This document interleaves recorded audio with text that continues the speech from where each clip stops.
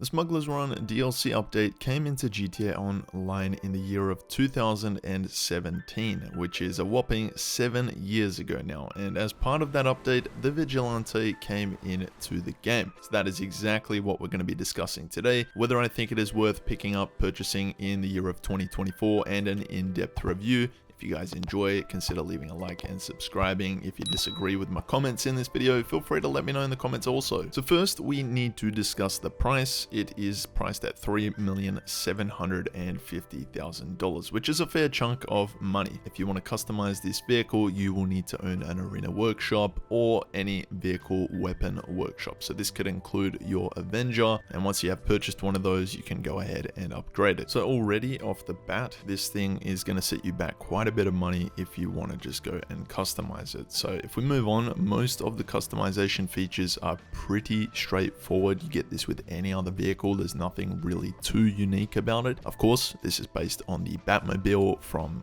The Dark Knight, or from Batman essentially, and probably one of the most important features, or if not the only unique feature about this vehicle is, or actually there's two, but first we've got the weapons that you can enable. It's got the machine gun that comes with the vehicle by default, and if you're not familiar with this, it is actually similar to the Blazer Aqua or the Ruiner 2000. One thing I will point out about this machine gun is its accuracy. It's not really too accurate, and I just find when you are battling against some heavy armored vehicles, you're oftentimes going to come out on the other end of the stick and losing the battle. So yeah, that is one downside about this vehicle so far. I'm going to put that down as a strike, as something I'm not really fancying too much. I mean, it does come with the vehicle by default. If I had a choice, I would definitely recommend you add some missiles to it, which sets you back, I believe it's $180,000. However, the only downside with this is you are limited to 30 missiles that this thing keeps in hand. So once you have run out of 30 missiles that you have fired, you pretty much have to try and just return the vehicle to storage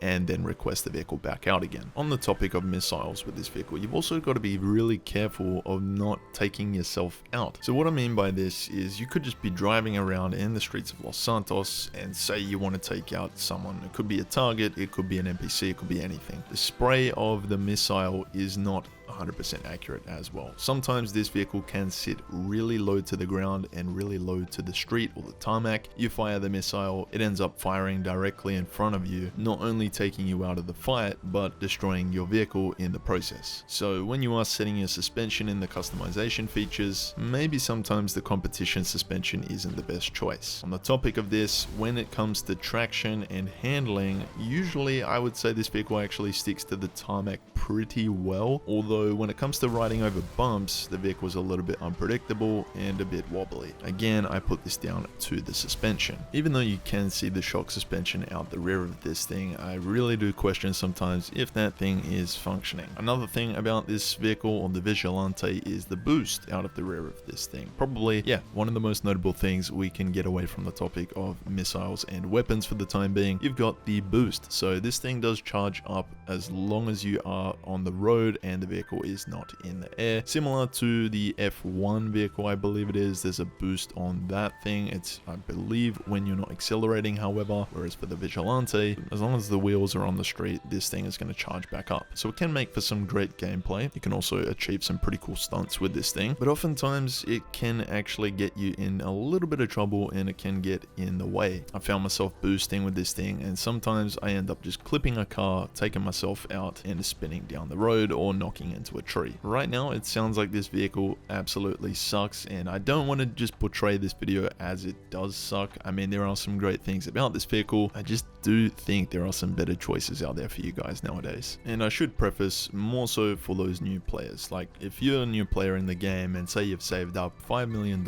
definitely don't go and buy this vehicle. Yeah, like I said, you can pick up some other vehicles. The Scramjet you can pick up, that's still going to be pricey as well, but for the purpose of stunting and having a little bit more control in the air, it's going to be a much lighter vehicle. Yeah, you could pick up something like that, or even save up and work towards getting an Oppressor Mark II, which I think is going to help you with missions and just getting around the map. It's obviously a heavy vehicle, so we can't really expect too much from this thing when it comes to traction and braking and top speed and handling for the most part. It's still a great vehicle, don't get me wrong. I still have plenty of fun with this vehicle, but would I purchase this in the year of 2024? Probably not. If you've got the extra money to splurge on this thing, then by all means, go ahead and purchase it. But that is going to wrap it up, ladies and gentlemen, for this review of the Vigilante in 2024. If you currently do own this vehicle, then feel free to let me know in the comments down below what you guys think, whether you have a different opinion or whether you face the same things with this vehicle. So if you found the video helpful and you enjoy GTA Online content like this, then consider leaving a like and subscribing for more like this. Take care now, and I'll see you in my next video.